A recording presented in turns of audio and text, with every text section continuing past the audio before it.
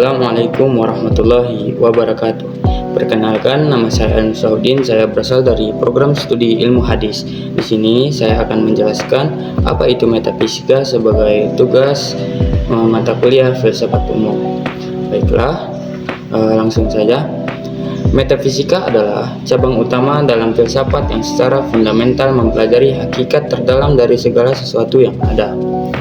Dari segala sesuatu yang ada, di mana fokusnya adalah pada pertanyaan-pertanyaan besar mengenai keberadaan, realitas, dan eksistensi yang seringkali melampaui dunia fisik dan pengalaman indrawi manusia. Ini bukan sekedar refleksi atau dunia sebagaimana tampak oleh panca indera, tapi sebuah pencarian terhadap struktur terdalam dari kenyataan, meliputi hal-hal yang tidak dapat diukur, tidak terlihat, namun tetap diyakini memiliki eksistensi yang kuat.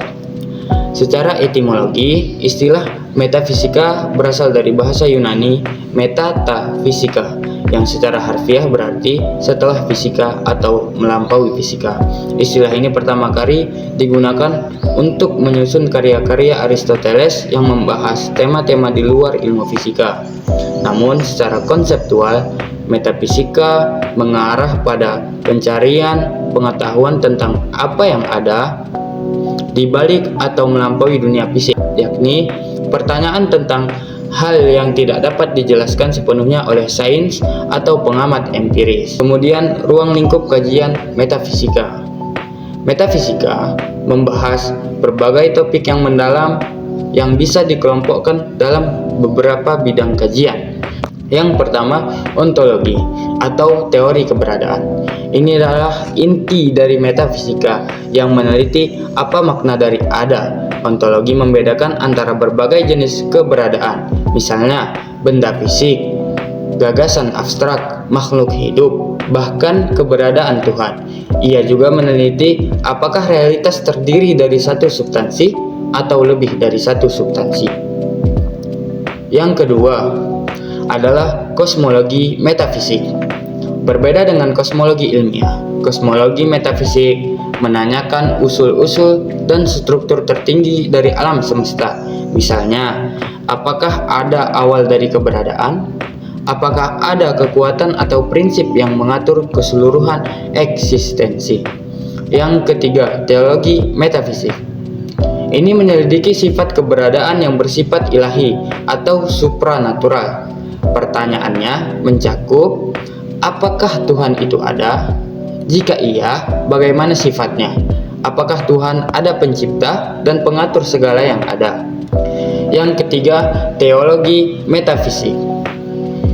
Ini menyelidiki sifat keberadaan yang bersifat ilahi atau supranatural. Pertanyaannya mencakup, apakah Tuhan itu ada? Jika iya, bagaimana sifatnya? Apakah Tuhan pencipta dan pengatur segala yang ada?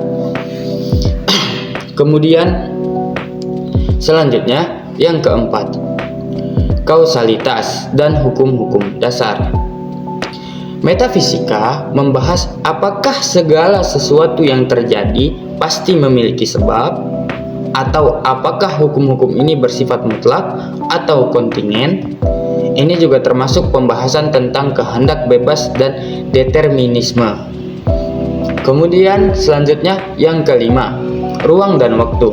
Metafisika meneliti apakah ruang dan waktu adalah entitas yang nyata dan independen atau hanya konsep dalam berpikir manusia. Apakah waktu berjalan linier ataukah semua waktu sebenarnya ada secara bersamaan. Kemudian yang keenam, identitas dan perubahan. Pertanyaan seperti bagaimana sesuatu bisa berubah tetapi tetap menjadi dirinya sendiri merupakan bagian dari metafisika. Contohnya, apakah seorang yang berubah sejak masa kecil hingga dewasa tetap merupakan orang yang sama? Yang ketujuh, aspek non-fisik dari keberadaan, termasuk di dalamnya adalah pemikiran tentang jiwa, kesadaran, nilai, dan spiritualitas. Hal-hal ini sulit dijelaskan oleh sains, tetapi tetap menjadi bagian dari realitas manusia. Kemudian, karakteristik metafisika. Karakteristik metafisika ada 4. Yang pertama adalah abstrak. Metafisika tidak membatasi diri pada objek-objek yang konkret, melainkan menyelidiki prinsip-prinsip mendasar dan universal. Yang kedua, spekulatif. Ia membuka ruang untuk penalaran logis melampaui fakta empiris. Yang ketiga, filosofis. Kajian metafisika tidak bisa diselesaikan hanya dengan eksperimen atau pengukuran, melainkan melalui argumentasi rasional dan kontemplasi yang mendalam. Yang keempat, mendasar. Bagaimana cabang lain dalam filsafat seperti etika, epistemologi, atau logika bertumpu pada asumsi metafisik tertentu tentang realitas dan manusia. Selanjutnya, peran dan relevansi metafisika. Metafisika bukan hanya sekedar teori yang tinggi, yang abstrak, dan jauh dari kehidupan sehari-hari.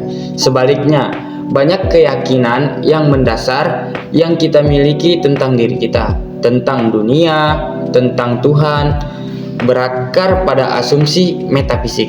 Bahkan ilmu pengetahuan pun secara tidak langsung berdiri di atas metafisik, berdiri di atas dasar metafisik, bahwa dunia ini rasional, bisa dipahami dan mengikuti hukum-hukum tertentu.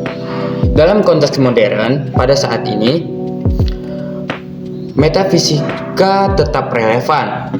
Yang pertama, dalam agama, metafisika digunakan untuk memahami relasi antara manusia dan Tuhan, antara roh dan tubuh. Yang kedua, dalam sains, metafisika muncul dalam debat tentang sifat ruang waktu, multiverse, atau realitas kuantum.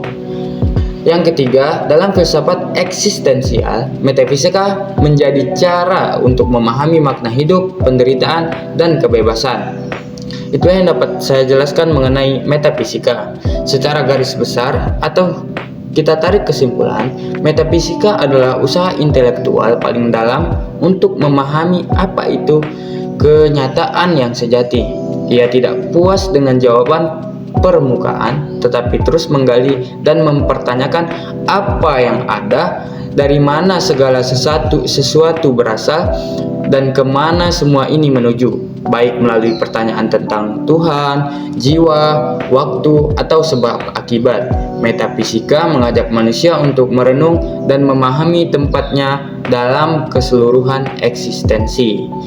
Sekian yang dapat saya jelaskan. Semoga teman-teman dapat memahami apa itu metafisika dengan baik. Wabillahi taufiq wal hidayah. Wassalamualaikum warahmatullahi wabarakatuh.